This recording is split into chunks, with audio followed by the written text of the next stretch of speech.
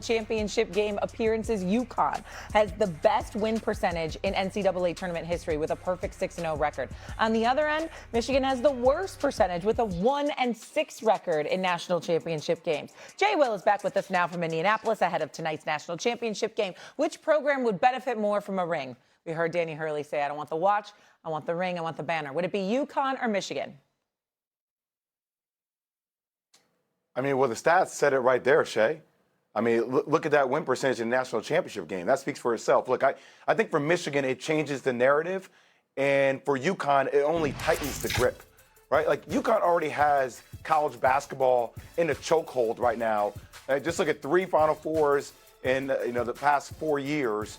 And, in fact, you're talking about 3 championships in the last 4 years for Dan Hurley if they're able to win. Think about this Michigan team and the narrative that's been for them, right? 2 years ago, they were 8-24.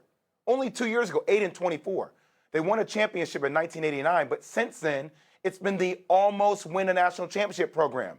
Whether it's the Fab Five in 92, 93, back-to-back title games, getting there and not being able to get over the hump. Whether it's the 2013 national title game where they were runner-up. 2018, they were a national title game, runner-up. Now they get a chance to actually do this. They cement something. And I'm going to tell you, it's one of the best rebuilds. We often talk about Baylor and Scott Drew having one of the best rebuilds from where that program was. This is a powerhouse that's been sitting there in silence for so long. And Dusty May, from 2 years ago, 8-24, to winning a chip 2 years later, it's Michigan, and that's easy. I completely agree with him. There's no debate here. I mean, you know what? Danny Hurley, obviously, if in terms of who benefits, Danny Hurley would benefit more than anybody for UConn. Yeah, certainly they'd have 7 national championships, and we get it. But with 3 different coaches and stuff like that, it would be different. But Danny Hurley has proven himself to be so marvelous. To capture 3 national titles in a 4-year period just speaks volumes about his greatness as a collegiate coach. And I think it would cement him as the best in the business in this day and age, no doubt about it.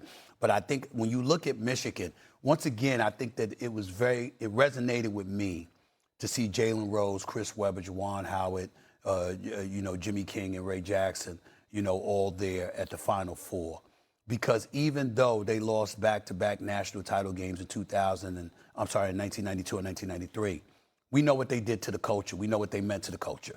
And, the Fab Five will forever be etched indelibly in our minds forever when it comes to college basketball. They were just that significant. But to achieve the one thing they didn't achieve, which was deliver a national championship, you see those guys like Lindenborg and others paying homage to those guys that were in attendance, because we all know what they mean and what they will always mean to the college basketball landscape. So in order to be even on their level, you got to win it. You got to win it all. Because to get to the national championship game and just lose, yeah, you were a really good team, but you weren't the Fab Five. Yeah, you were this, but you weren't the Fab Five. It's always going to be, but you weren't the Fab Five. Well, you don't get to say that about a team that delivers the national championship. You deliver the national championship, and they say, yeah, but you weren't the Fab Five. Well, damn it, we didn't need to be because we won the chip. And that's the difference. And I think that because of that, it just seems to me like it would just mean so much more to Michigan. With UConn, it would mean so much more for the reputation of Danny Hurley. But as a program, it would mean so much more to Michigan if they got over this hump and they captured the championship for the first time since 1989, if I remember correctly. That's what it is. It feels like a hump for Michigan that they haven't been able to get over, where for UConn, we are accustomed to seeing Danny Hurley and the UConn Huskies in this position year after year. You never count them out. You're going to hold your pick. Jay Will, who do you think wins tonight? I think Michigan wins this game tonight, but let me say this, guys. John Wooden won 7 straight national championships. He won 10 in 12 years. Coach K obviously has won 5 national championships. My pick to win tonight is Michigan. But if UConn finds a way to win this game, if Dan Hurley gets his 3rd in 4 years, I can make a case, guys, that this is one of the most dominant runs we have ever seen, because the climate of college basketball is completely different and extremely more difficult than it's ever been in the history of the sport.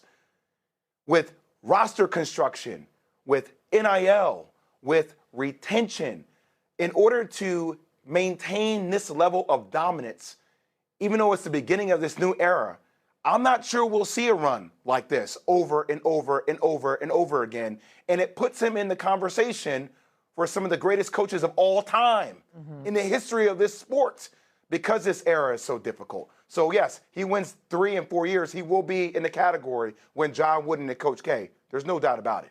Yeah, I don't. It's hard to disagree with that. Storrs, Connecticut feels like the basketball capital right now of college hoops, men's and women's, any way you slice it. The only bad part about it is having to listen to Dan Hurley if they do win.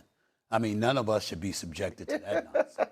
I mean, we don't deserve that. You know what I'm saying? We're decent people. No. Dan does it on Twitter to the average folks out there.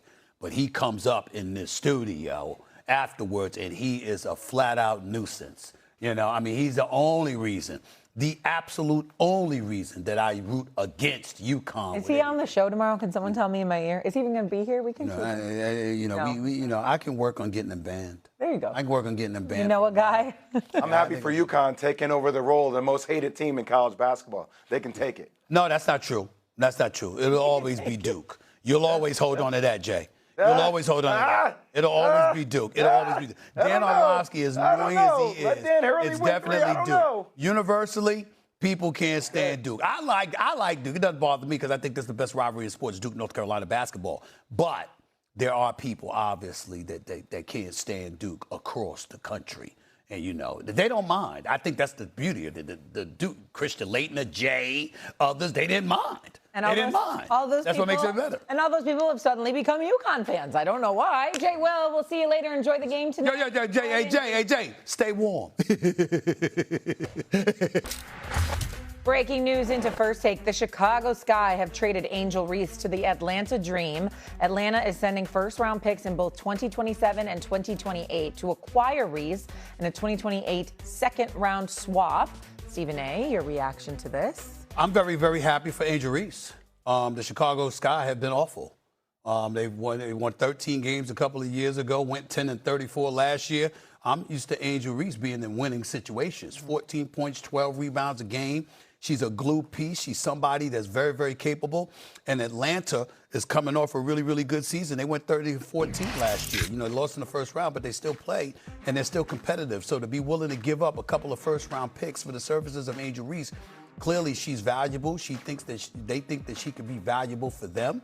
It's going to put her in a winning situation. Her personality is just vibrant where, you know, the Atlanta community will magnetize themselves towards her. I like the situation for Angel Reese personally. I'm very, very happy for her. I love this, too. This trade is probably good for Chicago. I know Angel Reese, I don't know that she was ever truly happy there, so I hope that she finds some happiness and they win a lot of games for her there. Very, very cold there. In Atlanta. Very, very cold there. Stop it. You know what I'm saying? I mean, the outfits that she likes to rock and all that stuff. That's true. You can't rock that in Chicago. Don't matter. You can rock outfits. It's a little too cold. It's a little too cold. I love Chicago. Oh, you've gotten from May through August. Chicago is one of the best cities in America. We need to check in on the brackets because the deal was if I won it, we're going to Chicago for a show. We got to check in. Huh? Yeah, exactly. We'll do that in the